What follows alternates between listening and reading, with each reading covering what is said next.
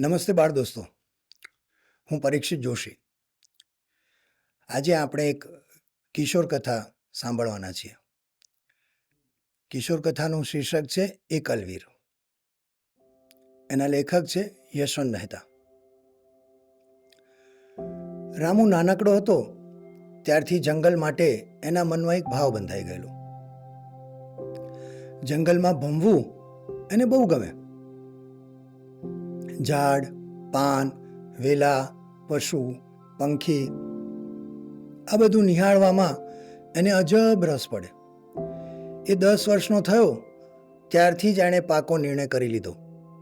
નોકરી કરીશ તો જંગલ ખાતામાં, નહીં તો શિકારી થઈને જંગલમાં જ જીવીશ. આવા સપના જોતા જોતા એણે મેટ્રિકની પરીક્ષા આપી દીધી. આગળ ભણવા માટે પૈસા જોઈએ, પણ પૈસા તો રામુ પાસે હતા નહીં. એની ગરીબમાં પોતાનું ગુજરાન માંડ માંડ ચલાવતી. રામુ પોતે પોતાનો નિર્વાહ છાપા વેચીને કરતો. વળી આ તો જંગલ વિશેનો અભ્યાસ. એની કોલેજો કંઈ ગામે ગામ હોય નહીં. દૂર દૂર ભણવા જવું પડે અને પૈસો પણ ખૂબ જોઈએ. એટલા બધા પૈસા લાવવા ક્યાંથી?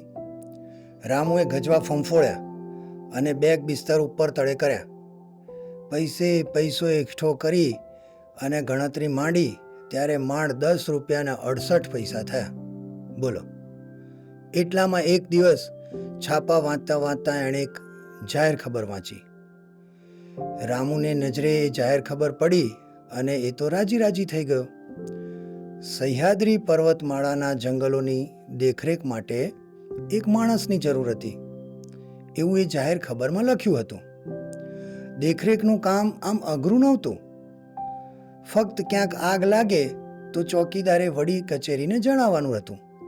કામ તો સરસ, જંગલમાં કામ કરવાની તક મળે અને એમાં પૈસા પણ મળે, એથી રૂડું શું? રામુ તો રાજીના રેડ થઈ ગયો. મહિને 150 રૂપિયાનો પગાર, રહેવા જમવા વગેરેનો ખર્ચ જંગલ ખાતા તરફથી. જંગલમાં આગ લાગવાનો ડર ઉનાળામાં વધુ રહે, ચોમાસામાં તો દવ લાગે નહીં, શિયાળામાં પણ શક્યતા ઓછી. એટલે રામુએ ગણતરી માંડી કે ઉનાળાના 4 મહિના પૂરતો આ ચોકીદાર એ રાખવાના હતા. રામુને એ વાત પણ ગમી એટલે એ તો વહેલી તકે પહોંચ્યો જંગલ ખાતાના વડા પાસે. શું કામ છે? વડાએ રામુને નકશેક નિહાળતા પૂછ્યું. સહ્યાદ્રીના જંગલમાં ચોકીદારની જગ્યા છે ને, એના માટે આવ્યો છું સાહેબ, રામુએ નમ્રતાથી જવાબ આપ્યો. તે ત્યાં તમારે શું કામ કરવાનું એ ખબર છે? ના સાહેબ, પણ હું આગ લાગે છે કે નહીં એની દેખરેખ રાખી શકીશ. જો ભાઈ, તારી ઉંમર 17-18 વર્ષની છે. આ મોટી ઉંમરના માણસનું કામ છે. કામ પોતે કંઈ ખાસ અઘરું નથી, પણ ત્યાંની એકલતા ભયંકર છે. એકલો માણસ ત્યાં આખી મોસમ ભાગ્યે જ રહી શકે એમ છે. મારે દર વર્ષે 2 થી 3 વાર જાહેર ખબર આપવી પડે છે. જંગલની દેખરેખ માટે એકલવીર નામની ટેકરી ઉપર એક મિનારો બાંધ્યો છે. એ ટેકરી જંગલની વચ્ચોવચ્ચ છે. ત્યાંથી આજુબાજુ ઓછામાં ઓછા 7 માઇલના ઘેરાવામાં એકેય ઝૂંપડીએ નથી, કેમ્પે નથી, કશું જ નથી. વળી ત્યાં રહેનારને બહાર નીકળવાની છૂટ પણ નથી. એણે દિવસ રાત મિનારા પર જ રહેવાનું. ત્યાં ટેલિફોન છે, પણ એ તને વધુ આનંદ નહીં આપે, કારણ કે એની લાઈન સીધી ઓફિસ સાથે જ સંકળાયેલી છે. બીજા કોઈ સાથે એ ટેલિફોન પર તું વાત નહીં કરી શકે.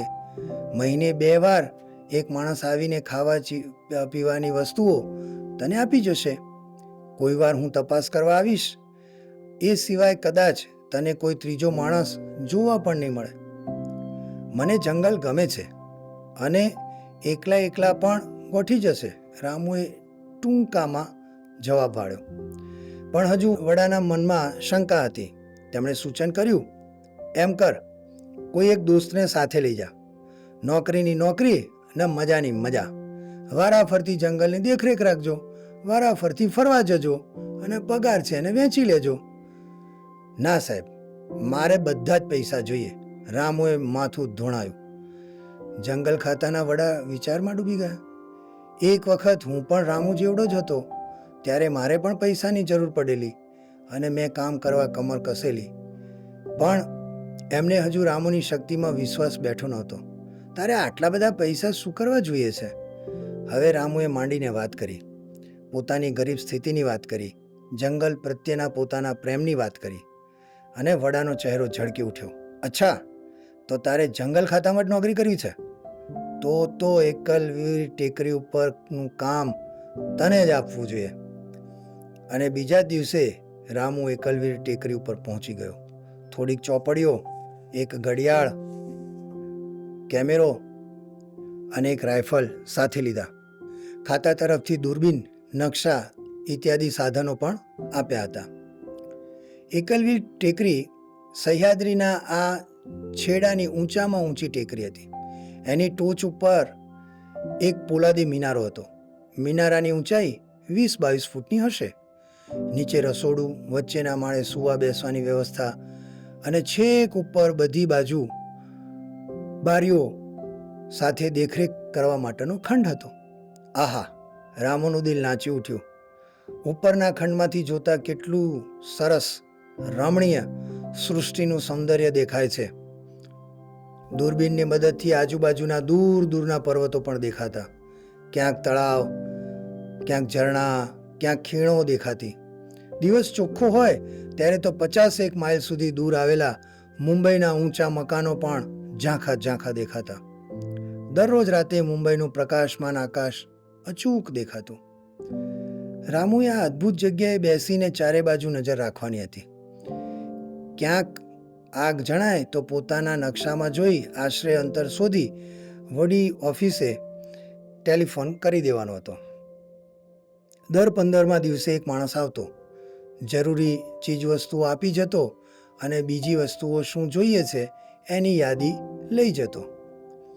ઓફિસના વડા વારંવાર પોતાની જીપ કાર લઈને ટપકી પડતા. એમને આ છોકરો ગમી ગયો હતો. જોકે વારંવાર આવવાનું એવું બીજું કારણ પણ ખરું.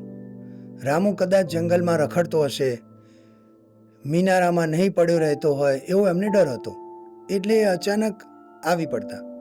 પણ કદી એમણે રામુને મિનારાથી 500 કદમ કરતાં વધારે દૂર ગયેલો જોયો નહીં. એટલે તો રામુ માટેની એમની મમતા ઓર વધી ગઈ. એક દિવસ બપોરે એમની ઘંટડી રણકી. ટેલિફોન ઉપાડતા રામુએ પૂછ્યું, કોણ? સામેથી વડાનો અવાજ આવ્યો, જો રામુ, હું થોડા દિવસ માટે બહાર ગામ જાઉં છું.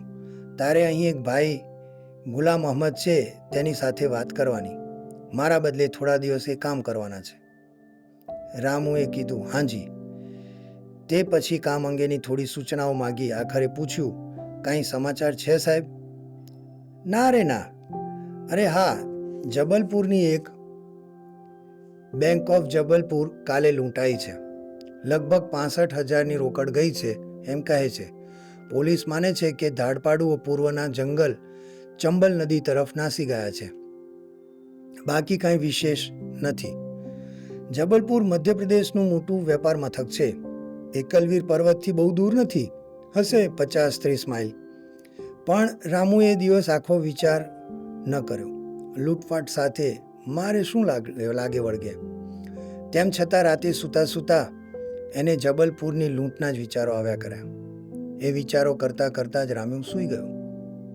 અચાનક કોઈએ એને જગાડ્યો. આંખો ખોલતા જ અંજાઈ ગઈ. એની બેટરીનો ઉપરનો પ્રકાશ એની જ ઉપર કોઈક ફેંકતું હતું. બેટરીના અજવાળામાં એને એક પિસ્તોલ દેખાઈ. આંખો ચોળીને જોયું તો સામે 3 માણસો દેખાયા.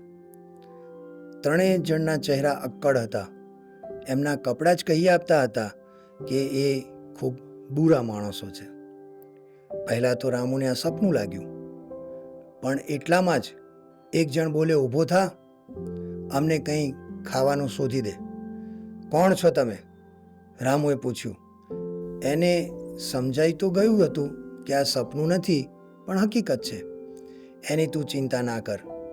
રામુએ પોતાની બાજુ ઝડપથી જોયું એટલે પેલામાંના એક જણ ટહુક્યો, ભાઈ, તારી રાઇફલ અમે પહેલેથી જ કબજે લઈ લીધી છે. ઊભો થા અને જલ્દીથી ખાવાનું આપ. રામુ ઊભો થયો અને 2 જણા સાથે નીચે ગયો. ટેબલ ઉપર થોડું ખાવાનું રજૂ કર્યું. ત્રણેય ભૂખ્યા વરુની માફક ખાવા પર તૂટી પડ્યા. 3 જણા ખાતા ખાતા ભોંય પર પડેલી 3 કોથળીઓ સામે વારંવાર જોતા હતા. થોડી વારમાં પરોઢ થયું. ધીરે ધીરે પ્રકાશ ફેલાવા લાગ્યો. રામુએ અજવાળામાં ફરીથી જોયું. 3 જણા ક્રૂર, ઘાતકી લાગતા હતા. ખાઈ રહ્યા પછી એમણે રામુને છેક ઉપર મોકલી દીધો. એમને ખાતરી હતી કે ત્યાં એ કોઈને બોલાવી નહીં શકે. ટેલિફોનના દોરડા તો એમણે પહેલાં જ કાપી નાખ્યા હતા. રામુને નીચે પૈસાનો ખણખણાટ સંભળાયો. સીડી ઉપરથી એણે ડોક્યું કર્યું. નોટોની બાંધેલી થોકડીઓ જોઈ. પેલી 3 થેલીઓમાં પૈસા ભર્યા હતા. એને ખાતરી થઈ ગઈ કે આ જ પેલા ધાડપાડુઓ છે. બેંકના નાણાં આ જ રીતે થોકડીઓમાં બાંધેલા હોય છે. એટલામાં જ એક ધાડપાડુની નજર ઉપર ગઈ. રામુ હટી જાય એ પહેલાં તો એક ગોળી સન્ન કરતી એના કાન પાસેથી પસાર થઈ ગઈ. એણે તરત જ માથું પાછું ખેંચી લીધું. આડો પડી જોયા વિના સાંભળવાનું જ મુનાસિબ માન્યું. બપોર થઈ. ધાડપાડુએ જે હાથમાં આવ્યું તે ખાઈ લીધું. રામુની તો દરકાર પણ ન લીધી. રામુને પણ નીચે ઉતરવાની હિંમત ન હતી. એને ખબર હતી કે જો નીચે ઉતર્યો તો એનું મળદું જ પાછું આવે. હજી એના કાનમાં પેલી ગોળીનો સન્નકાર ગુંજતો હતો. એટલામાં એણે બારીમાંથી જોયું તો પેલો માણસ આવતો દેખાયો, જે દર 15 દિવસે એકલવીરી ટેકરી ઉપર આવતો અને રામુને ચીજ વસ્તુઓ આપી જતો. રામુએ બારીની બહાર ડોકું કાઢ્યું અને જોરથી બૂમ મારી, જબલપુર બેંકના લૂંટારા અહીં નીચે બેઠા છે, તમને મારી નાખશે, નાસી જાઓ, ઓફિસને ખબર કરો. પેલો થોડી વાર થોભ્યો, પછી ચાલતો હતો એમ જ ચાલવા લાગ્યો. નીચેથી ધાડપાડુઓનો સરદાર પેલાને મળવા આવ્યો. બંને મળ્યા ત્યારે રામુને ખ્યાલ આવ્યો કે એ સરકારી કચેરીનો માણસ પણ આમનો જ સાગરીત હતો. રામુની છાતી બેસી ગઈ. ખલ્લાસ. ધાડપાડુઓને પકડવાની છેલ્લી તક પણ ગઈ. એ પાછો આડો પડ્યો. દાદર તરફ કાન માંડ્યા અને નીચે થતી વાતો સાંભળવા લાગ્યો. એ લોકો ચંબલ નદી તરફ ગયા છે એવી પોલીસને શંકા હતી. એ વાત સાંભળી એને બહુ રમૂજ પડી. બધા જોર જોરથી હસ્યા, મોટેથી વાતો કરવા લાગ્યા. એમણે નક્કી કર્યું કે આજે રાત પડતા 3 ધાડપાડુઓએ નીકળી જવું. જુદા જુદા રસ્તે રેલવે સ્ટેશન ઉપર થઈ મુંબઈ પહોંચવું, જ્યાં જંગલ ખાતાના પેલા માણસે પાછા જવું. કોઈને શંકા ન પડે. 2-3 દિવસ પછી એને ધાડપાડુઓને તાર કરવો કે તારી માં બીમાર છે એટલે એ પણ રજા લઈને જતો રહે. એ લોકોએ શાંતિથી પૈસા ગણ્યા, ભાગ પાડ્યા. પેલા માણસને પણ એનો ભાગ આપ્યો. તો હવે પેલા છોકરાનું શું કરીશું? એક જણ કહે મારી નાખીએ. પણ આખરે નક્કી કર્યું કે બિચારો હજુ નાનો છે, મારી ન નાખવો. હાથ પગ બરાબર બાંધી એને મૂકી રાખવો. કદાચ ભૂખ્યો તરસ્યો મરી જશે એમ થાય તો એ ચિંતા નહીં. થોડા વખત પછી જંગલ ખાતાનો માણસ ઉપર આવ્યો. એણે રામુને પૂછ્યું, તારે જે જોઈતું હોય એની યાદી તૈયાર કર, હું 4 વાગે પરત જવાનો છું. રામુએ તરત જ એક યાદી તૈયાર કરી આપી. પેલા 4 જણે ધારીને કાગળ જોયો. ક્યાંય રામુએ નિશાની કે કોઈ સંદેશો તો નથી મોકલ્યો ને? એ બધું થતાં 1:30 વાગ્યો. રામુએ નીચેનો દરવાજો બંધ થતો સાંભળ્યો. ઊભા થઈ એણે બારીમાંથી જોયું તો 3 જણા મિનારાના ઠંડા છાયામાં જે હાથે ચડ્યું તે પાથરીને સૂવાની તૈયારી કરતા હતા. એમાં સરદાર નહોતો. રામુએ માન્યું કે એ કદાચ મારી પથારીમાં જઈને સૂઈ ગયો હશે. 1.5 કલાક થયો. ત્યાં વચ્ચેના માળેથી નસકોરાનો અવાજ આવ્યો. સરદાર ઊંઘી ગયો હતો. આખી રાતનો ઉજાગરો હતો. એને હવે ડર પણ શેનો? પોલીસ માનતી હતી કે એ ધાડપાડુઓ તો પૂર્વ દિશામાં ગયા છે. બહાર જોયું તો પેલા 3 જણ પણ સૂઈ ગયા એમ લાગ્યું. હવે રામુએ કંઈક કરી બતાવવાનો વિચાર કર્યો. એણે કાગળ પેન્સિલ લઈ એક ચિઠ્ઠી લખી. જબલપુરની બેંક લૂંટારા 3 જણા એકલવીર ટેકરીના મિનારામાં છે. પૈસા બધા એમની સાથે છે. આજે પરોઢીએ એ લોકો અહીંથી જતા રહેવાના છે. જુદા પડીને જુદા જુદા રેલવે સ્ટેશન થઈ અને મુંબઈ જશે. મને ચીજવસ્તુઓ આપી જનારો જંગલ ખાતાનો માણસ પણ એનો મળતિયો છે. એ પણ નાસી જવાનો છે. ટેલિફોનના દોરડા કપાઈ ગયા છે અને હું કેદીની હાલતમાં છું. જલ્દીથી પગલાં ભરો. રામુ. એ ચિઠ્ઠી ગજવામાં નાખી એ ચોર પગલે નીચે આવ્યો. સરદારના નસકોરા હજુ બોલતા હતા. રામુએ બિલ્લી પગે ધીમેથી નીચે જવાનું મુનાસિબ માન્યું. રખેને એ જાગી જાય તો કશુંય પૂછ્યા ગયા છે વિના ગોળી મારી દે. પણ એવું કંઈ થયું નહીં. રામુ છેક રસોડામાં જઈ અભરાઈ ઉપરથી 2 ડબ્બા ઉતાર્યા. એક નાનો ડબ્બો ખાલી હતો. એમાં પેલી ચિઠ્ઠી મૂકી દીધી. મોટા ડબ્બામાં વટાણા હતા. એમાંથી અડધા વટાણા ટેબલ પર કાઢ્યા. નાનો ડબ્બો મોટા ડબ્બાની વચ્ચે ગોઠવી દીધો. એ પછી બાજુના ટેબલ ઉપરથી ઘડિયાળ લીધું. એમાં એલાર્મ ઘડિયાળ હતું. જોઈએ ત્યારે ટોકરી વાગે. બહુ અવાજ ન થાય એ રીતે કાળજીથી રામુએ ઘડિયાળને ચાવી દીધી. એલાર્મની સ્પ્રિંગની ચાવી પણ દીધી અને બરાબર 6 વાગ્યાનું એલાર્મ મૂક્યું. એણે એલાર્મ ઘડિયાળને પેલા નાના ડબ્બા ઉપર મૂક્યું. એ પછી ડબ્બા પર ઠાલવેલા વટાણા પાછા ભરી દીધા. ઘડિયાળ ટંકાઈ ગયું. ડબ્બાનું ઢાંકણું વાસી દઈ કાન માંડ્યો.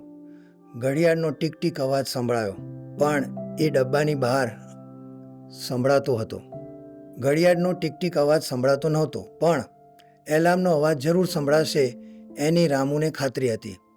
ધીરેથી ડબ્બો અભરાઈ ઉપર ગોઠવી દીધો. પછી આવ્યો હતો એમ કાળજીથી ઉપર ગયો. સરદાર હજી એ નસકોરા બોલાવતા સૂતા હતા. લગભગ 3:30 વાગે એ લોકો જાગ્યા. ચા ખાંડના અને દૂધના પાવડરના ડબ્બા શોધી ચા બનાવી અને પીધી.